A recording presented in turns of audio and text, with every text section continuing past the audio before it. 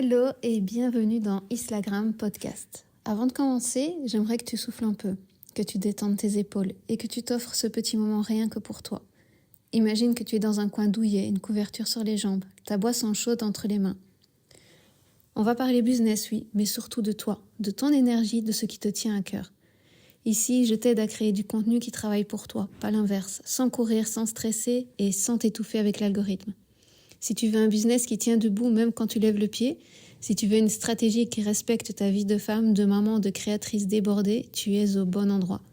On parle slow content, blog, newsletter, IA, visibilité intelligente. Bref, tout ce qu'il te faut pour construire un business solide, simple et vraiment aligné avec toi. Prends ton chocolat préféré, installe-toi confortablement et on y va.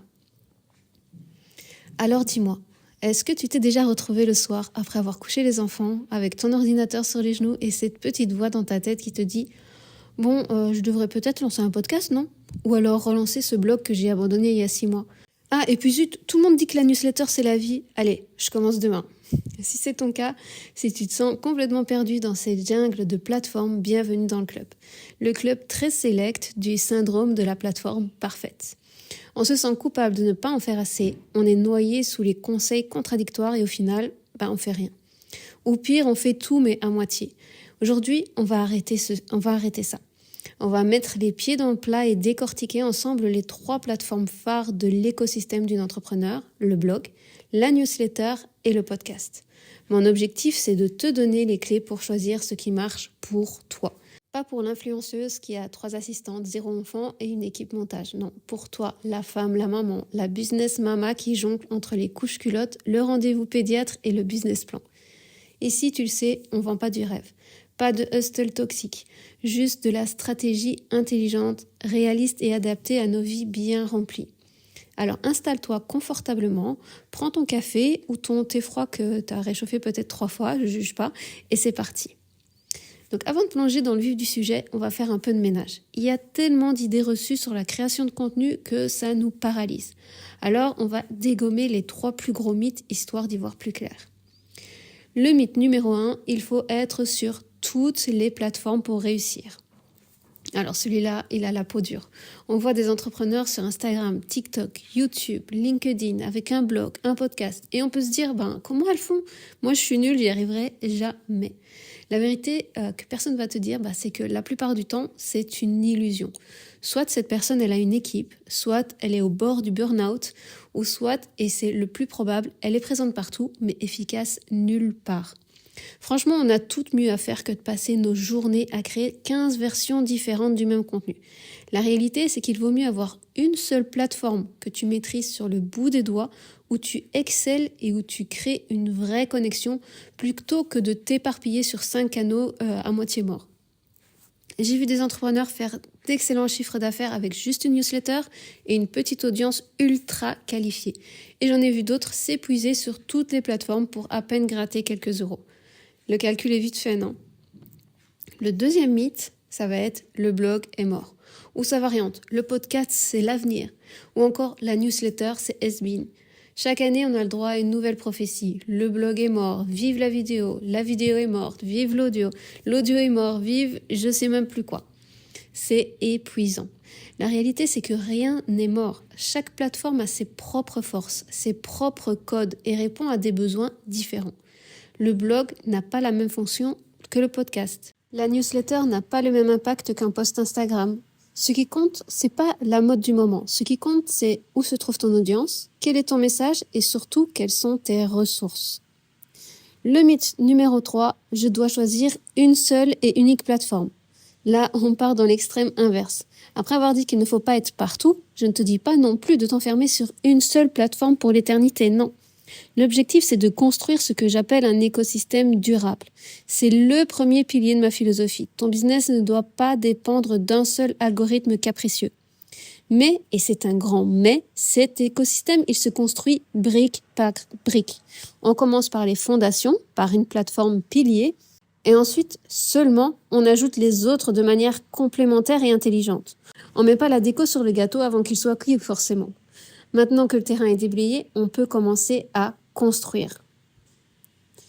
On va analyser en détail chaque plateforme. Pour chacune, on va voir ses forces, ses contraintes et surtout pour qui c'est vraiment fait. On commence par le blog, le pilier de ton royaume. Le blog, c'est un peu ta maison sur Internet. C'est le seul endroit qui t'appartient vraiment. Instagram, c'est une location. Facebook, c'est une location. Demain, l'algorithme change, ton compte est bloqué et tu perds tout.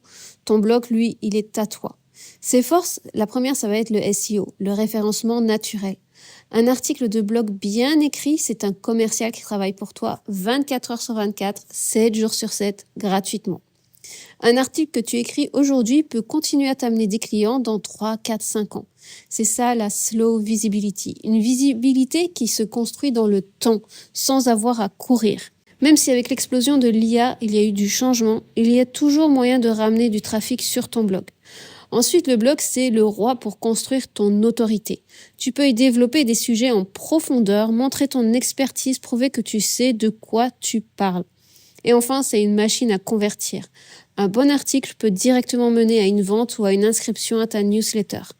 Ces contraintes, parce qu'il y en a, oui, eh bien, le blog, ça demande de la régularité. Mais attention, ça ne veut pas dire un article par semaine. On peut avoir une stratégie de blogging très efficace avec un seul article de fond par mois. L'autre contrainte, c'est que les résultats ne sont pas immédiats. Le SEO, ça prend du temps. Il faut de la patience. Et bien sûr, il faut aimer un minimum écrire et être prête à apprendre les bases du SEO. Mais honnêtement, c'est pas si sorcier que ça, surtout quand on l'aborde étape par étape. Alors, le blog, c'est pour qui ? C'est idéal si tu aimes écrire, structurer ta pensée, si tu veux construire un actif durable qui prend de la valeur avec le temps, si tu veux une visibilité pérenne qui ne dépend pas des caprices des réseaux sociaux. En gros, si tu veux que ton contenu continue à bosser pendant que toi, tu joues avec les enfants, tu dors ou tu prends un thé au soleil, le blog est ta fondation. Passons à la newsletter, ton club privé. Si le blog c'est ta maison, la newsletter c'est le salon VIP. C'est l'endroit où tu chouchoutes tes abonnés, où tu crées une relation intime et directe. Ses forces, ça va être déjà que ta liste t'appartient. C'est ton actif le plus précieux. Personne ne peut te l'enlever. Le taux d'engagement est sans aucune mesure avec les réseaux sociaux. Et tu arrives directement dans la boîte mail de tes abonnés. C'est un espace personnel. La newsletter, c'est aussi une flexibilité totale. Tu peux faire un format court, un format long, écrire chaque semaine, toutes les 2 semaines, une fois par mois. C'est toi qui choisis ton rythme. Et surtout, c'est un canal de conversion exceptionnel. Pourquoi ? Parce que les personnes qui sont dans ta liste te font déjà confiance. Vendre devient beaucoup plus simple, plus fluide, plus naturel. Ces contraintes, la première, c'est qu'il faut construire cette liste. Ça tombe pas du ciel forcément. Il faut une stratégie, souvent un cadeau gratuit, un lead magnet pour inciter les gens à s'inscrire. Et il faut un minimum de régularité pour maintenir le lien. Si tu écris une fois tous les 6 mois, les gens, tes abonnés, vont avoir oublié de qui tu es. La newsletter, c'est pour qui ? C'est pour toi si tu veux créer une vraie relation avec ton audience, si tu veux vendre de manière authentique sans être agressive, si tu aimes partager tes réflexions, tes coulisses, tes apprentissages, si tu veux un canal de communication que tu contrôles à 100%. La newsletter, c'est vraiment ton arme secrète et sincèrement, c'est la plateforme que je recommande automatiquement à tout le monde. Et on termine avec le podcast. Là, ça va être la connexion par la voix. C'est un peu comme si tu chuchotais à l'oreille de ton audience. C'est le média de l'intimité par excellence. Ses forces, ça va être une connexion émotionnelle qui va être hyper forte. Les gens, là, ils vont t'entendre. Ils perçoivent ton ton, tes rires, tes silences. Ça crée un lien de confiance très rapidement. C'est aussi un format qui se consomme en multitâche. Tes auditrices peuvent t'écouter en faisant la vaisselle, en voiture, en endormant bébé, en pliant le linge. C'est parfait pour notre réalité de maman et d'entrepreneur débordée. Il y a aussi pour l'instant un peu moins de concurrence que sur le blog et ça te positionne très vite comme une experte dans ton domaine. L'audience est souvent ultra fidèle. Ces contraintes, c'est la production qui peut être un peu plus technique. Il faut un logiciel de montage, un hébergeur. Ça peut faire un peu peur au début. Ça peut sembler un peu plus compliqué, mais sincèrement, c'est pas si difficile que ça. Ça peut également être un peu plus compliqué pour te découvrir parce qu'il n'y a pas en fait un SEO qui est aussi puissant, qui travaille pour toi comme avec le blog. Et bien sûr, il faut être un minimum à l'aise à l'oral. Enfin, c'est aussi un peu plus difficile de convertir directement parce que les gens ne peuvent pas cliquer sur un lien pendant qu'ils sont en train de conduire ou de changer une couche forcément. Et je veux revenir aussi sur le point d'être un minimum à l'aise à l'oral. Sincèrement, c'était mon cas, mais ça se travaille. C'est à force, plus on le fait et plus ça devient facile, donc c'est quelque chose qui se travaille. Donc le podcast, il va être pour toi si tu es à l'aise à l'oral ou que tu as envie de le devenir, si tu aimes transmettre par la voix, si tu veux créer une connexion personnelle forte, si ton audience est souvent en mouvement. Dans ce cas, le podcast est un choix génial pour nourrir la relation. Ok. C'est bien beau tout ça, mais je choisis quoi, moi, maintenant? Tu as la carte des territoires. Comment tu vas faire pour choisir ta destination? Donc, je vais te donner une petite méthode simple en 3 étapes. La première étape, fais ton audit personnel et sois honnête. Prends une feuille et un stylo et réponds à ces questions sans te mentir. Donc, dans un premier temps, quel format, toi, tu aimes créer? Pas ce que tu devrais faire, mais ce qui te donne réellement d'énergie. Écrire, parler, les deux. Ensuite, combien de temps tu as vraiment par semaine? Pas dans un monde idéal où les enfants font des siestes immenses chaque jour, non. Là maintenant dans ta vraie vie. Ensuite, quelles sont tes forces naturelles? Est-ce que tu es une pro de la synthèse à l'écrit? Est-ce que tu as le contact facile à l'oral? Ensuite, où est ton audience idéale? Est-ce qu'elle a le temps de lire des articles de fond? Ou est-ce qu'elle préfère écouter un podcast en voiture ou en rangeant la maison? Et pour terminer, quel est ton objectif prioritaire? Est-ce que c'est de la visibilité long terme, des ventes rapides ou construire une communauté engagée? La deuxième étape, ça va être d'identifier ta plateforme pilier. Donc avec tes réponses, ça devrait normalement être un petit peu plus clair.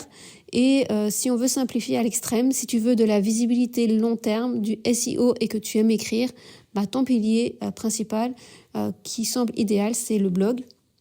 Si tu veux vendre, créer une relation intime et tu as déjà un peu de trafic ou un plan pour en avoir, ton pilier pourrait être la newsletter.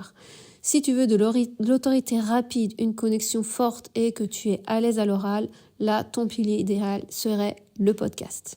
Bien sûr, ça c'est simplifié vraiment à l'extrême. C'est vraiment à toi, selon ce que tu auras répondu aux questions, de voir ce qui te correspond à toi le mieux. La troisième étape, construis ton écosystème complémentaire. Une fois que tu vas avoir choisi ta plateforme pilier, tu peux commencer à penser à la suite. Pas nécessairement pour tout de suite, parce qu'avant de penser à ajouter une plateforme, sincèrement, je te conseille d'attendre, d'avoir une bonne routine de présence sur ta plateforme pilier. Tu dois être régulière et avoir trouvé ton rythme. Tu peux faire par exemple le combo blog plus newsletter. C'est vraiment le duo gagnant pour la visibilité et la conversion. Le blog attire, ta newsletter fidélise et vend. Ensuite, tu as le combo podcast plus newsletter. C'est parfait pour créer une communauté ultra engagée. Le podcast crée le lien et la newsletter le maintient. Ensuite, tu vas voir le trio blog, podcast et newsletter. C'est l'écosystème complet, mais ça se construit progressivement, je le répète. Et c'est là qu'intervient la création du contenu intelligent. Une idée ne doit pas servir qu'une seule fois. Une idée peut devenir un article de blog qui est résumé dans un épisode de podcast, qui est teasé dans une newsletter, qui est découpé en plusieurs posts pour les réseaux sociaux. Tu vois l'idée, on recycle, on adapte, on optimise, on ne repart jamais de zéro. Maintenant, je ne pouvais pas te laisser sans te parler des pièges à éviter. En voici 5 qui sont très classiques. La première erreur, vouloir tout faire en même temps. C'est la recette parfaite si tu veux un burn-out. Choisis un pilier et tiens-toi-y comme je te l'ai mentionné tout à l'heure avant de penser à la suite. La deuxième erreur, ça va être de choisir une plateforme parce que tout le monde le fait. Si tu détestes parler, ne lance pas un podcast juste parce que c'est à la mode. Ça ne marchera pas et tu vas t'épuiser. L'alignement avec ta personnalité et ton énergie, c'est vraiment la clé. La troisième erreur, ça va être d'abandonner trop vite. Un blog, ça met des mois à décoller. Une liste d'abonnés se construit lentement. Un podcast a besoin de temps pour trouver son audience. Sois patiente. C'est de la patience stratégique, pas de la passivité. La quatrième erreur, ne pas penser écosystème. Même si tu n'as qu'un blog aujourd'hui, pense déjà à comment il pourra nourrir ta future newsletter. Chaque plateforme doit avoir des passerelles vers les autres. La cinquième erreur, négliger l'automatisation et l'IA. Aujourd'hui, l'IA peut t'aider à trouver des idées, structurer un article, corriger tes textes, recycler ton contenu.